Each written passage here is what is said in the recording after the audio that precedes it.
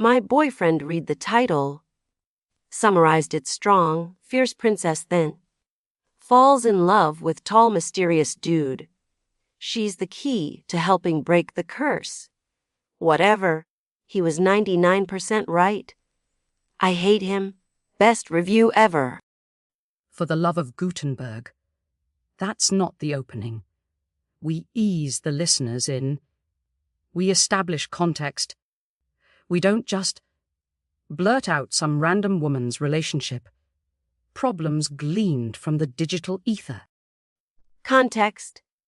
The context is the book is so through even Brenda's boyfriend, who probably thinks genre is a type of cheese. Figured it out from the cover.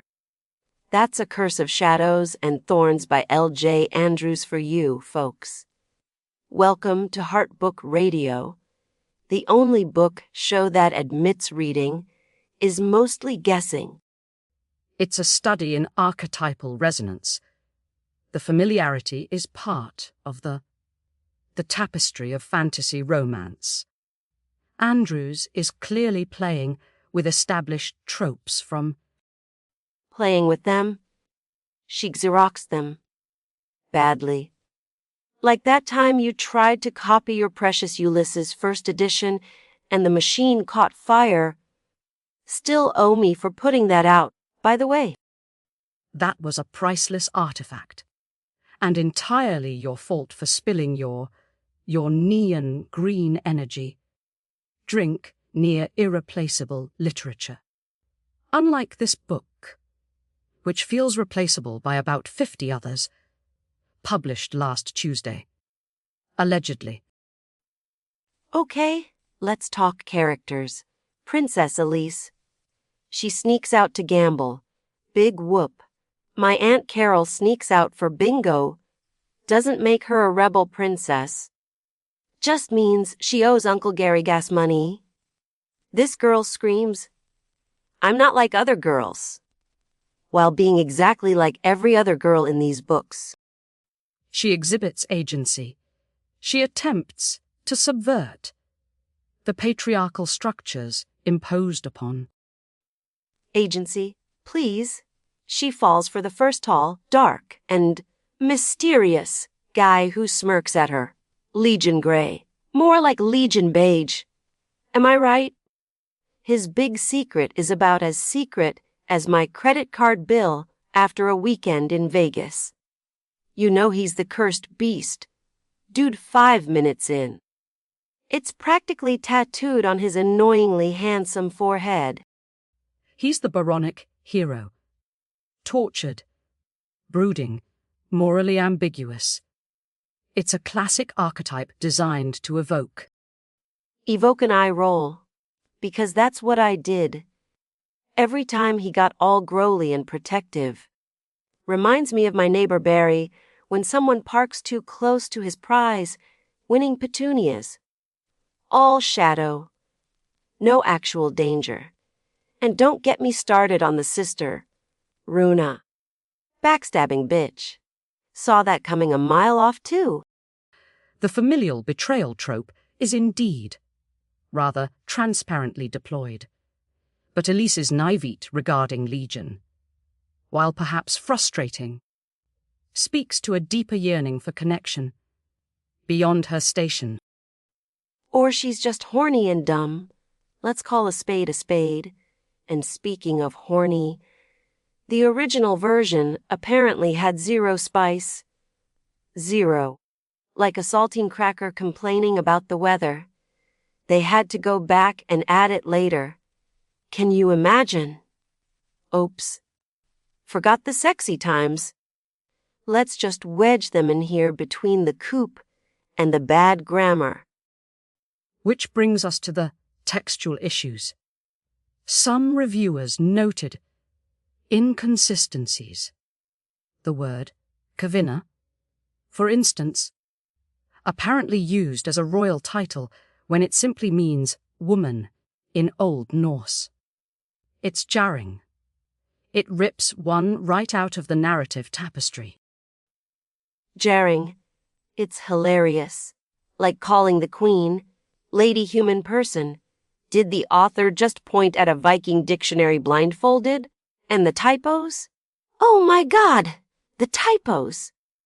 One review I saw said, did not finish at 17%.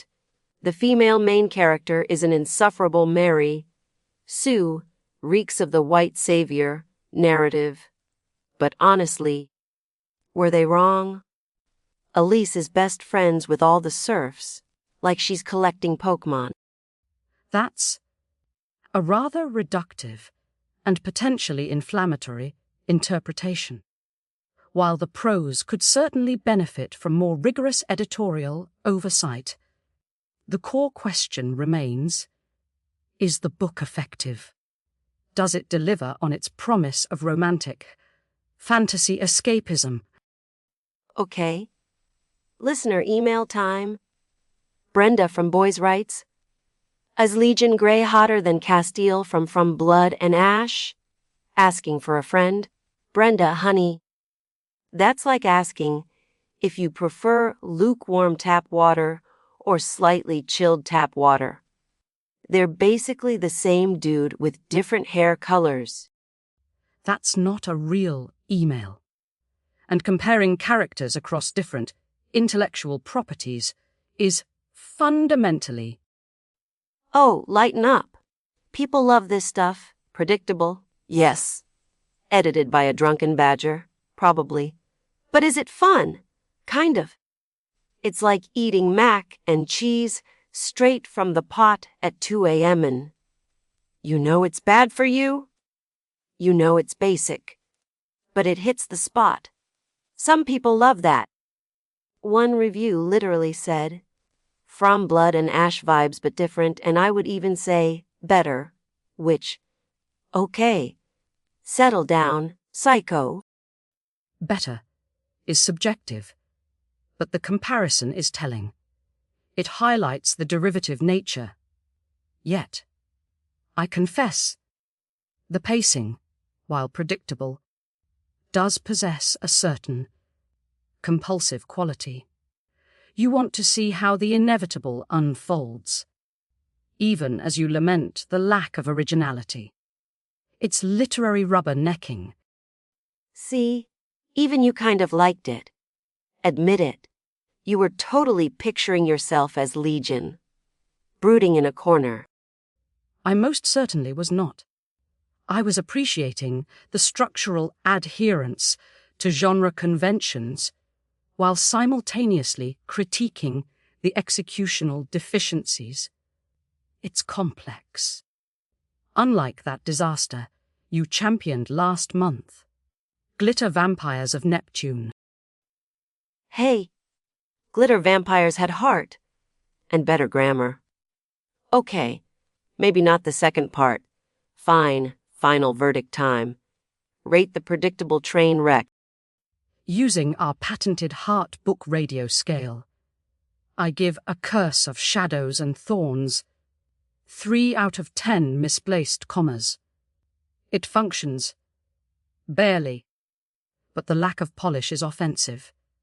Yet, I didn't actively hate the experience. A confusing C-. Weak. I give it 6 out of 7 mysterious hoods that aren't fooling anyone. It's dumb fun, people. Lean into the predictability. Your boyfriend already knows how it ends anyway. Well, that was an experience. Join us next week? Assuming someone hasn't accidentally deleted our entire archive again, when we'll be dissecting the controversial new release. My hamster escaped its cage and became a libertarian podcaster. It's going to be epic. And until next time, keep reading, even if it's trash. You're listening to Heart Book Radio.